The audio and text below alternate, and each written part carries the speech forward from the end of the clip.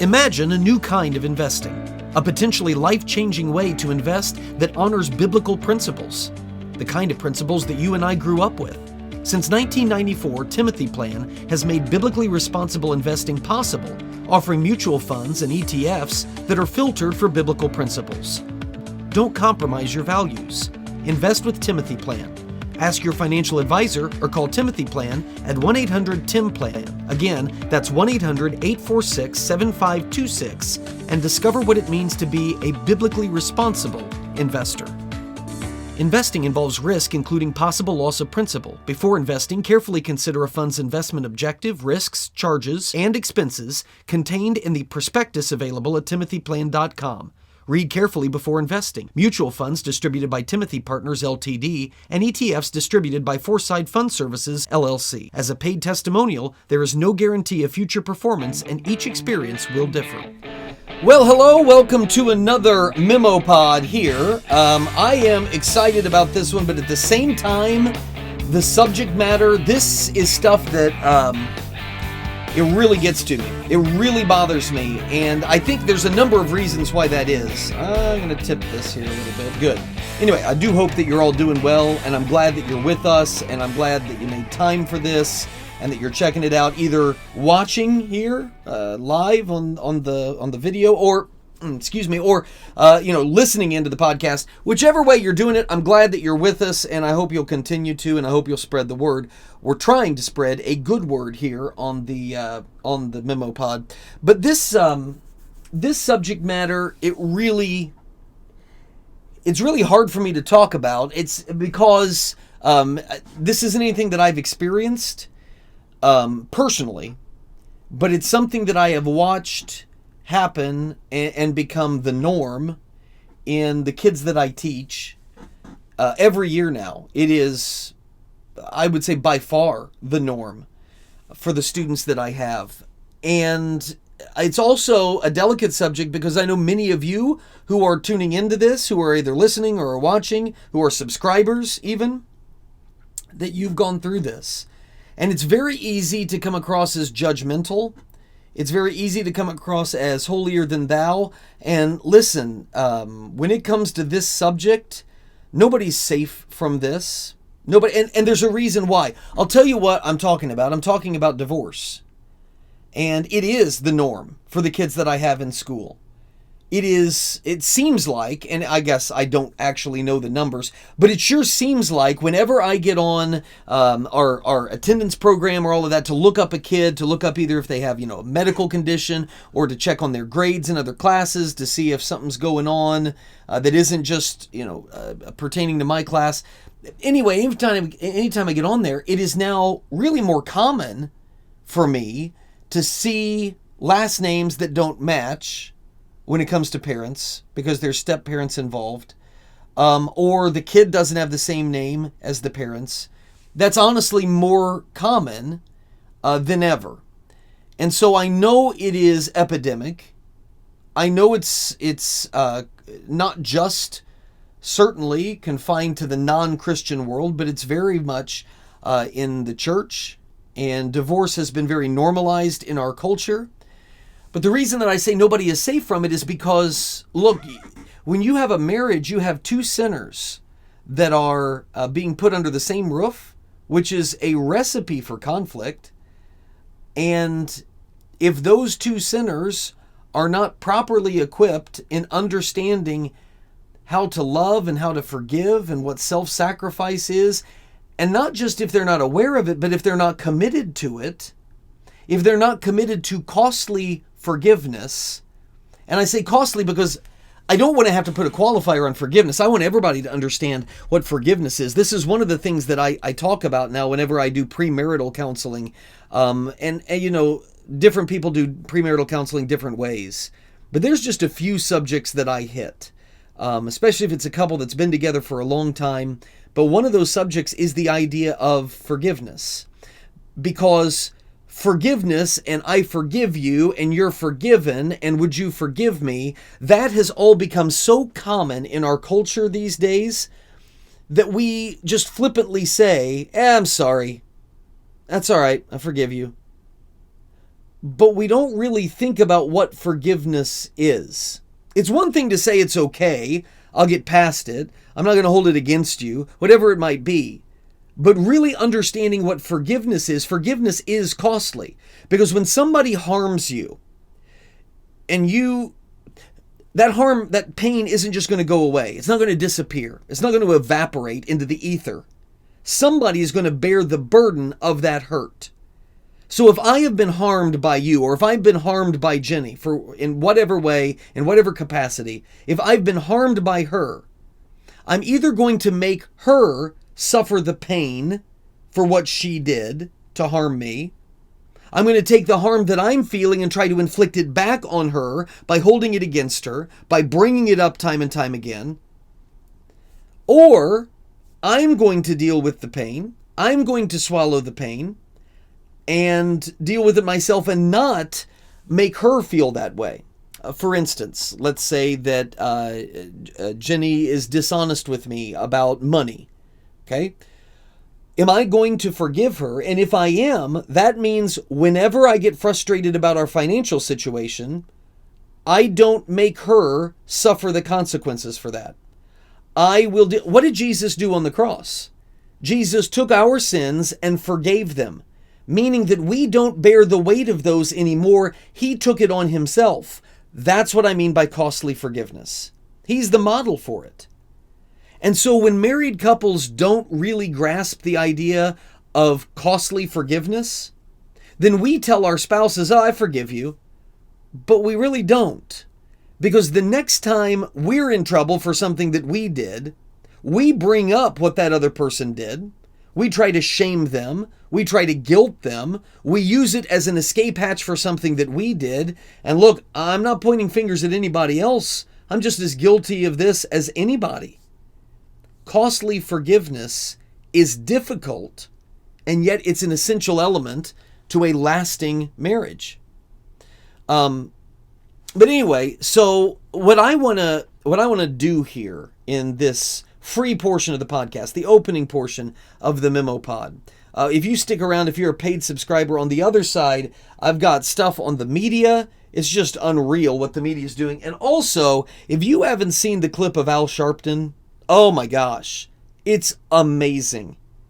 Al Sharpton. And I don't know how this guy's still employed, especially after what I'm going to show you. So that's on the flip side. If you're a paid subscriber, you'll see that. But on this side of the break, I want to show you a video clip, or those of you that are watching, those of you that are just listening, it's going to be difficult probably to tell exactly what's going on because it's a baby. It's a young child.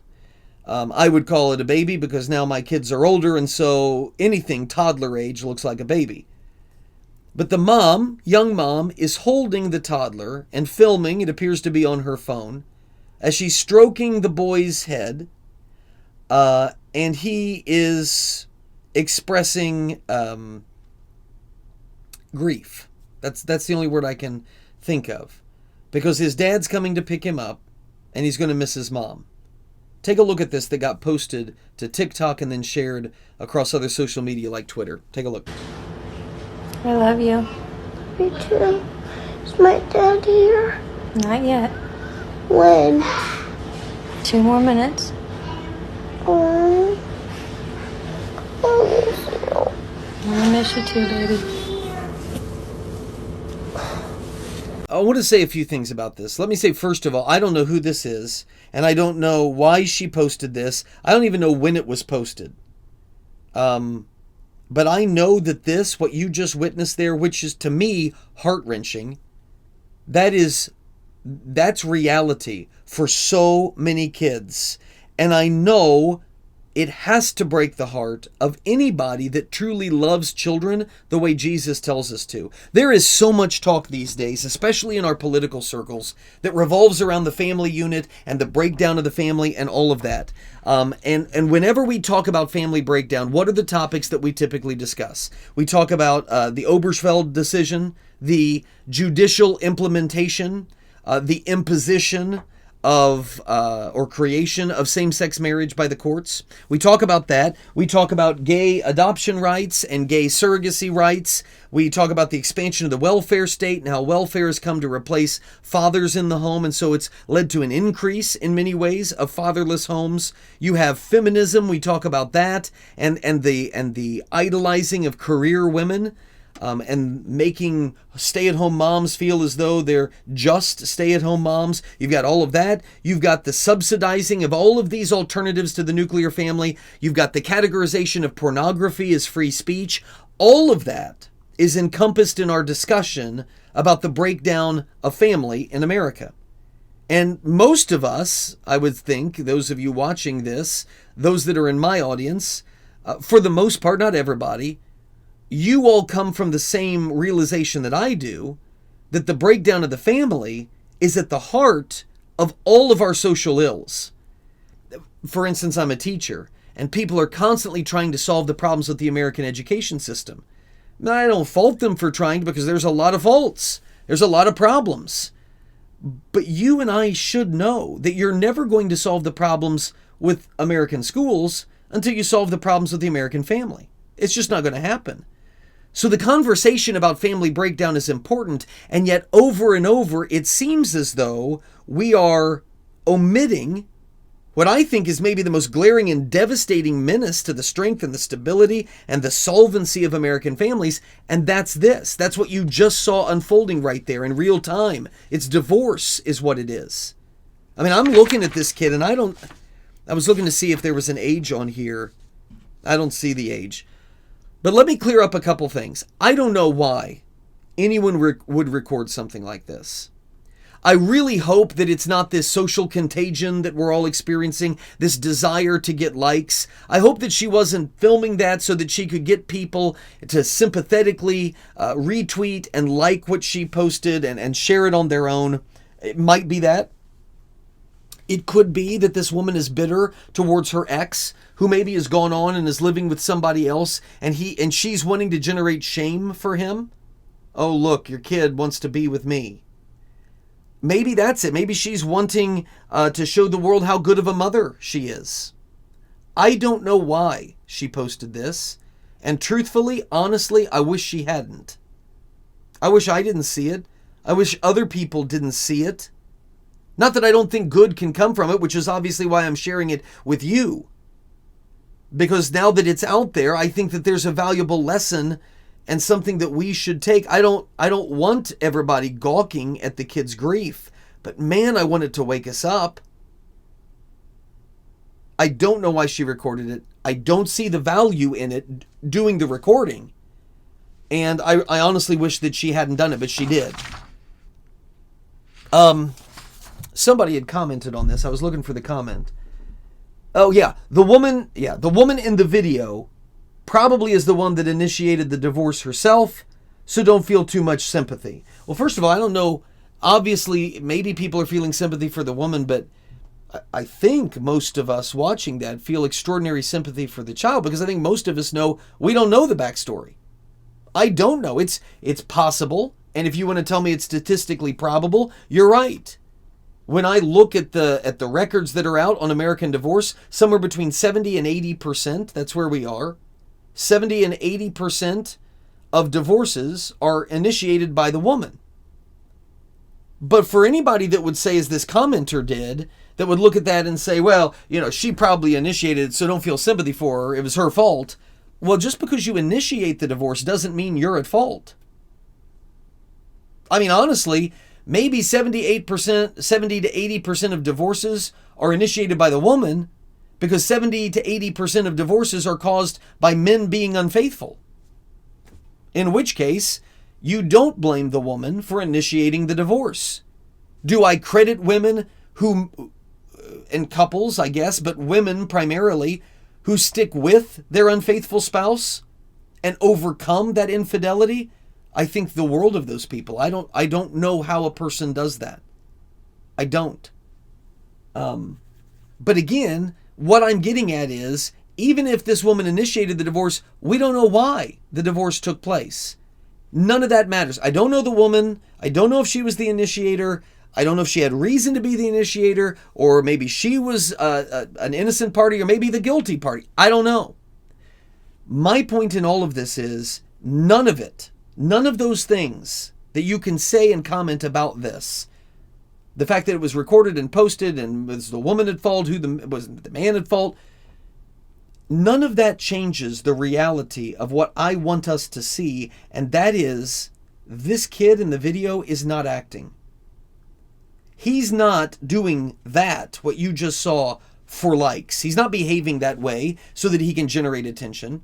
He's actually experiencing a real and a devastating trauma that no child should ever have to endure.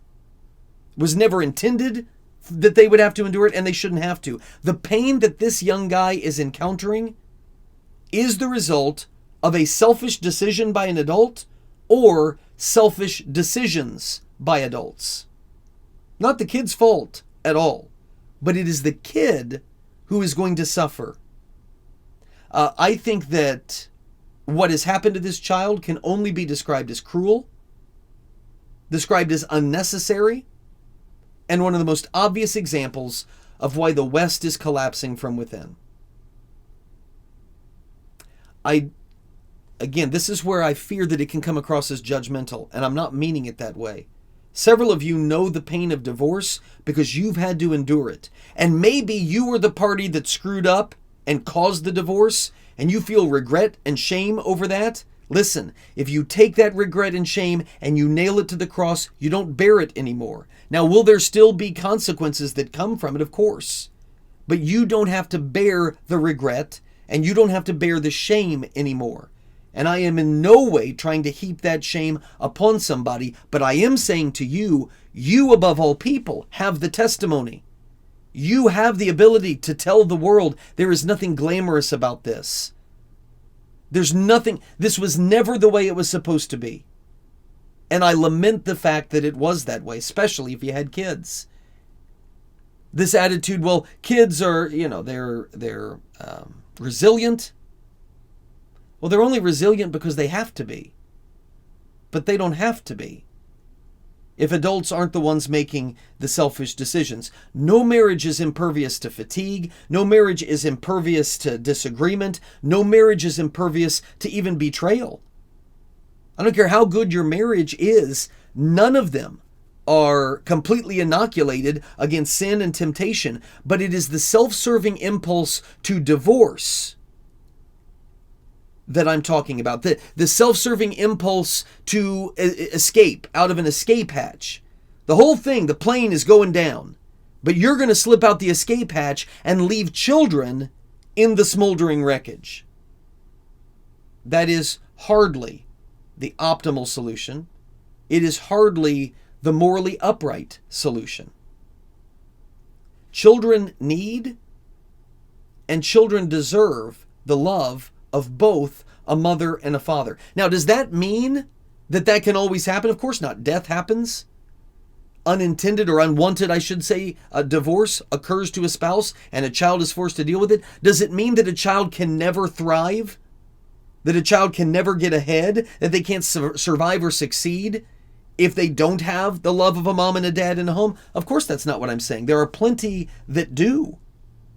But in those cases, a child thriving and succeeding, that comes after that child has had to climb a mountain of obstacles that, frankly, self-sacrificial love that we are supposed to have as adults, it demands that we avoid putting those obstacles in front of a child in the first place.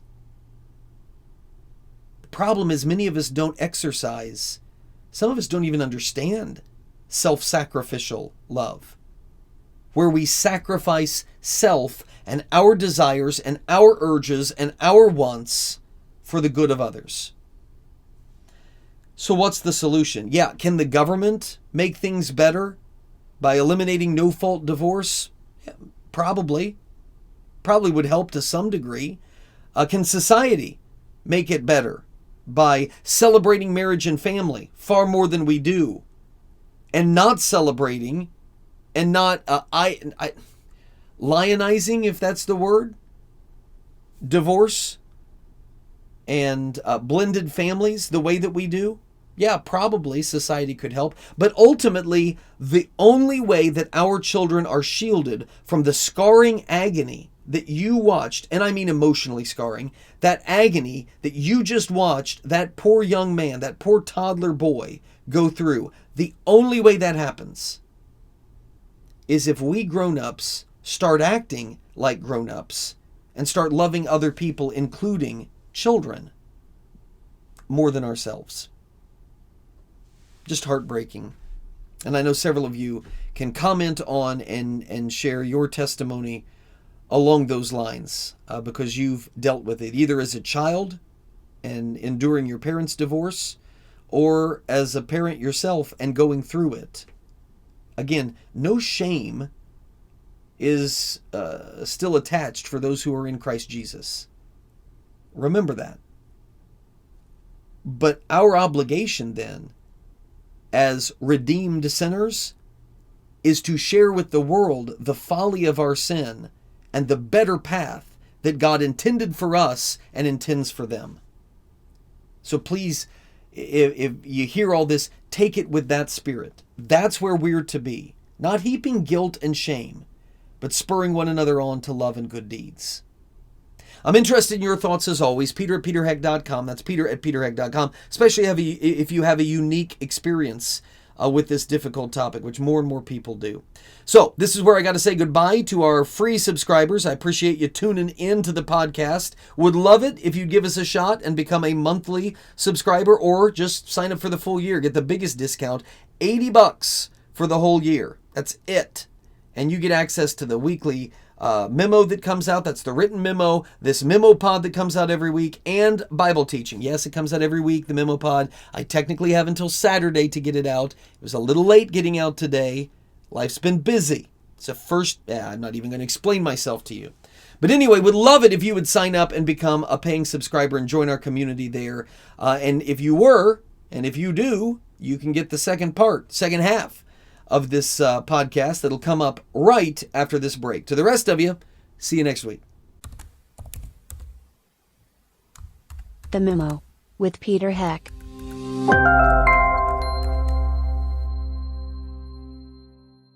Please patronize and thank all the sponsors of the Heck podcast, including McGonigal's Buick GMC, Terrell's Auto Service, Norris Insurance, Stevens Machine, Creative Financial Center, Indiana Right to Life, Tri-Green Tractor, the Indiana Family Institute, Hartman Family Farms, Liberty Financial Group, the Wyman Group, and J. Watson Creations.